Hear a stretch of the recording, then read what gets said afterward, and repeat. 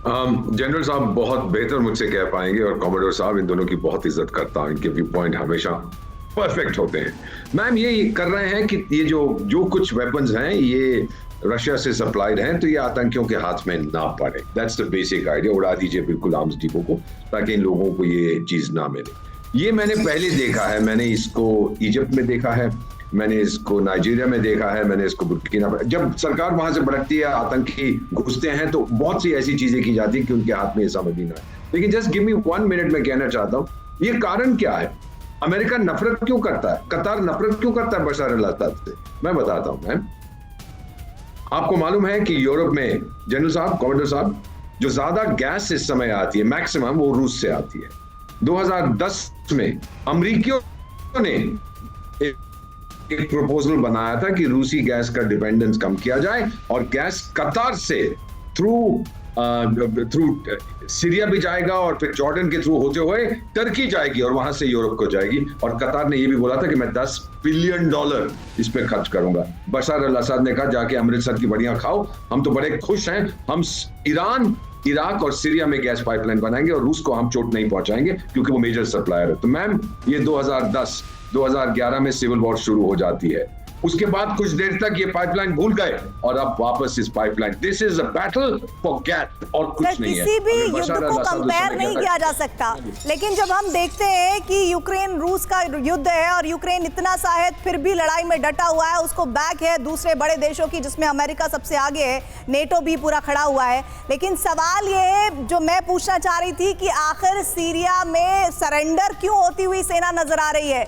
इस सरेंडर को लेकर क्या ताकीद की गई है? बड़ी खबर यह है कि सीरिया जंग से जुड़ी नई अपडेट, दमिश्क छोड़कर भाग रहे असद के सैनिक, असद के 2000 सैनिक इराक भाग गए हैं।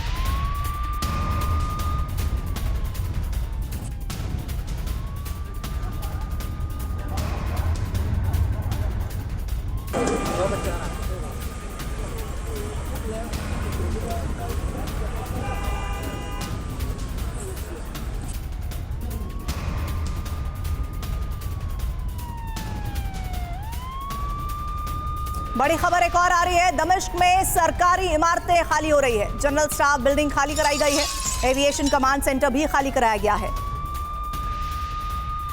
क्लियर कट मैसेज कि अब हम पूरी तरह से सरेंडर कर रहे हैं। लेकिन सरेंडर करने को क्यों मजबूर होना पड़ रहा है? सिर्फ सरकार को नहीं, सिर्फ अफसरों को नहीं, बल्कि सेना को। सेना अब साधारण लोगों की तरह नजर आ रही है, वर्दी छोड़ दी है, टैंकों को जलाया जा रहा है, हथियार डिपो को तबाह कर दिया जा रहा है।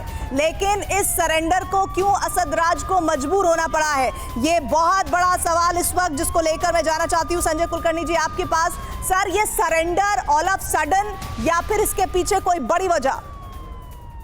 प्रीति, आपने देखा अफगानिस्तान में किस प्रकार से तालिबान आया और अफगान आर्मी ने पूरे हथियार छोड़ दिए, जबकि पूरा अमेरिकन सपोर्ट था उधर, उसके बावजूद। वैसे इधर भी जिस प्रकार से जिलानी ने कहा कि हम असद को गिराना चाहते हैं और असद के बरखिलाफ हम खड़े हैं, तो पूरा अमेरिकन सपोर्ट इनको लगा। आप देख रहे हैं कि ईरान के जो है सपोर्टर्स थे, ईरान ने हिजबुल्लाह को बोला जाकर के मदद करो सीरिया की। रूस ने कहा, जब आपने जो सीरिया के जो खुद के सैनिक हैं वो ही लड़ने को तैयार नहीं है, वही जंग का मैदान छोड़कर भाग रहे हैं। आपने देखा कि कतार के प्रधानमंत्री जो उनके फॉरेन मिनिस्टर है, उन्होंने ये भी कहा कि असद ने लोगों के साथ जो संपर्क था वो टूट गया है, और वो एक तानाशाह बन करके रह गया और लोगों के संपर्क नहीं रहा। और वहां की जो फौज है, और वहां से आप देखें कि तकरीबन 20 मिलियन लोग वहां से पलायन कर चुके हैं, जिसमें तकरीबन 6 मिलियन लोग तो वैसे ही डिस्प्लेस है, कितने लाखों लोग वहां पे मर गए हैं। तो ऐसी हालात में सीरिया में रह करके असद का जो सपोर्ट है वो खत्म हो गया। कब तक रूस उनका सपोर्ट करेगा? रूस ही बैकफुट के ऊपर है, रूस यूक्रेन के साथ लड़ रहा है। इजराइल के जिस प्रकार से हिजबुल्लाह के नाक में दम कर रखा है, हिजबुल्लाह के पास नहीं है।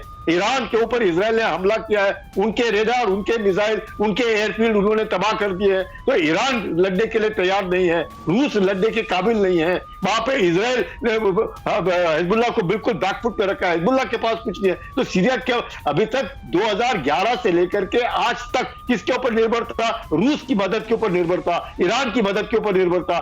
और ईरान को जरूरत थी सीरिया की, क्योंकि लेबनान को और हिजबुल्लाह को हथियार देने थे, तो यही रूट है उनको उसको हथियार देने के लिए। तो ऐसे माहौल में जब असद का जो सपोर्ट है वो क्या था, उनकी फौज थी, उन्हीं की फौज ने छोड़ दिया, जबकि उनकी फौज से जो मैं कहूंगा जो भगोड़े हैं उन्होंने बल्कि के एक अलग सी फौज बना रखी है, सीरियन लिबरेशन फौज। तो ये सब देखते हुए सीरिया में पता चल गया था उन्हें, और अचानक जब 27 नवंबर को हमला क्यों शुरू किया, 27 नवंबर उन्होंने देखा कि वहां पे रूस यूक्रेन के साथ अटका हुआ है, वहां पे हिजबुल्लाह 60 दिन के सीज़फायर को लेकर के परेशान है, इधर ईरान के ऊपर वैसे हमला हो चुका है, तो कुछ भी नहीं। तो उन्होंने रिबेल फोर्स जिलानी ने तुरंत हमला बोला, और लगातार एक के बाद अगर बड़े बड़े शहर जिस तरह गिर रहे हैं, एलेप्पो हुआ, तो आप समझ सकते हैं कि तभी समझ गया था। जानकारी मिल रही है, खबर ये आ रही है कि असद सैनिक इराक की तरफ रवाना हो चुके हैं, अपने हथियारों के साथ रवाना हुए हैं असद के सैनिक, जिसमें T-55 टैंक, BMP-1 और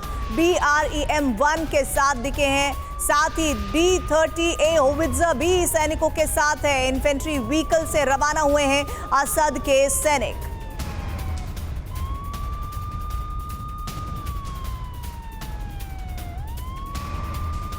तो देखिए, कुछ जानकारियां आई कि अब सैनिकों ने वर्दी छोड़ दी है, साधारण लोगों की ड्रेस में आ गए हैं। वहीं दूसरी तरफ एक और खबर आई कि अब हथियार डिपो को पूरी तरह से ध्वस्त खुद ही असद के राज में किया जा रहा है।